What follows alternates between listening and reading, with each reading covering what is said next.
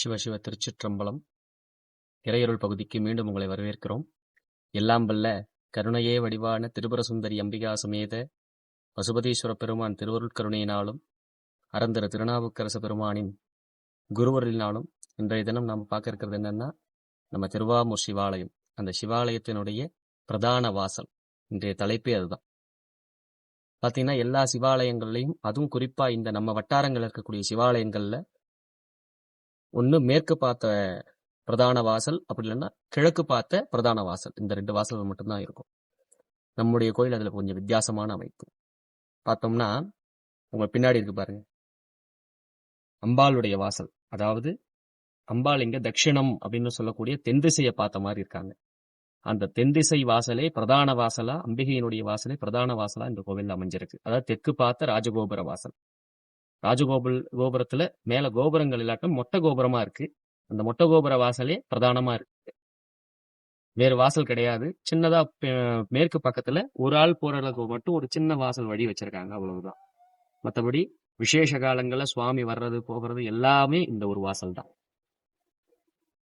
நம்முடைய கோவில் பிற கோவில்கள் காட்டியும் கொஞ்சம் வித்தியாசமான அமைப்பு.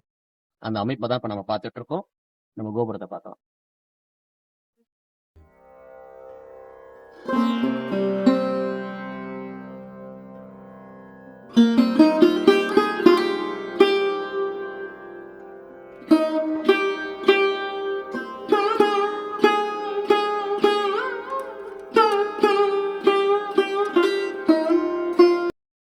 பொதுவாக பார்த்தோம்னா நம்முடைய இந்த திருமுனைப்பாடி நாடு அப்படின்னு சொல்லக்கூடிய இந்த சோழவள நாட்டினுடைய இந்த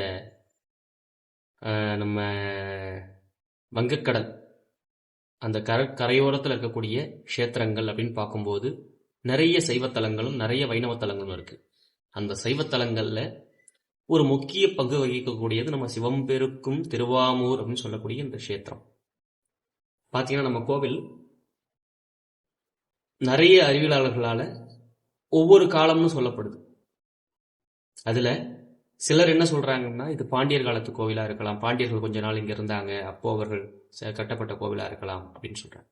ஆனா இதனுடைய அமைப்பெல்லாம் பார்க்கும்போது பல்லவர்கள் தான் கட்டியிருப்பாங்க அப்படின்ற மாதிரியான தோற்றமும் தெரியுதுன்னு சொல்றேன். அப்புறம் சோழர்களுடைய கைவண்ணங்களும் இங்க நிறைய இடத்துல இருக்கு. அப்படின்னு பார்க்கும்போது மூவேந்தர்களாலேயுமே திருப்பணி செய்யப்பட்ட ஒரு கோவிலா தான் இந்த கோவில் இருக்கப்படுது. ஆனா இன்னார் தான் கட்டி, இன்னார் தான் கும்பாபிஷேகம் பண்ணாங்க, இவர்களுடைய காலத்துல தான் இந்த கோவில் புதுசா நிர்மாணிக்கப்பட்டது அப்படின்னு சொல்லி எந்த ஒரு வரலாறும் கிடைக்கப்படல. அப்படின்னு பார்க்க போனோம்னா அந்த காலத்திலேயே அது என்ன ஒரு முறைக்குட்பட்டதுன்னு தெரியல, நம்ம கோவிலுடைய பிரதான வாசலை சுவாமி பக்கம், அதாவது சிவபெருமான் பக்கம் வைக்காம இந்த கோவிலுடைய அம்பாலா இருக்கக்கூடிய திரோதான சக்தி அப்படின்னு சொல்லப்படக்கூடிய திரிபுர சுந்தரி அம்பிகையினுடைய நேர் பக்கவாட்டில் அந்த வாசல் அமைச்சிருக்காங்க. நம்ம கோவில் உள்ள வந்தோம்னா வரும்போதே நம்ம அம்பாலை நம்ம போட்டோ இந்த வீடியோவில் பார்த்துருக்கோம், காணொலி மூலமாக பார்த்துருப்போம். அதில் அபயம் இந்த கையை காமிச்சிக்கிட்டு உள்ள நுழையும் போதே அவள் தான் நேராக இருப்பாள். நான் இருக்க மகனே கவலை கொள்ளாதே அப்படின்ற மாதிரி கையை அப்படி காமிச்சிக்கிட்டு வா அப்படின்னு சொல்லி உள்ள கூப்பிடுவான். அந்த கருணாரச பார்வையும் அவளுடைய அந்த கண்ணழகும் முகத்தழகோட நம்ம உள்ள நுழையும் போது அதை பார்த்துக்கிட்டே வரும்போது நம்முடைய கவலைகள் எல்லாம் உள்ள நுழைஞ்சவருடனே அந்த மாத்திரத்திலே நம்மளை விட்டு மறைஞ்சு போற மாதிரியான ஒரு அமைப்போடு இருக்கக்கூடிய ஒரு அற்புதமான கோவில் நம்ம கோவில். வாழ்க்கையில ஒரு முறையாவது தரிசனம் பண்ணி சுவாமிகளை நேர்ல தரிசனம், அதுவும் நேர்ல தரிசனம் பண்ணி வாழ்க்கையில எல்லா வளமும் பெற வேண்டிய ஒரு திவ்யமான கஷேத்திரம், சைவ ஸ்தலங்கள்ல முக்கியமான கஷேத்திரம். ஆகவே அன்பர்கள் எல்லாரும் தரிசனம் பண்ணி எல்லாம் வல்ல இறைவன் திருவருளை பெறுமாறு வேண்டுகிறோம். மீண்டும் ஒரு அடுத்த பதிவுல நம்ம இன்னொரு பதிவை பற்றி பார்க்கலாம். நன்றி, வணக்கம். சிவாய நமः.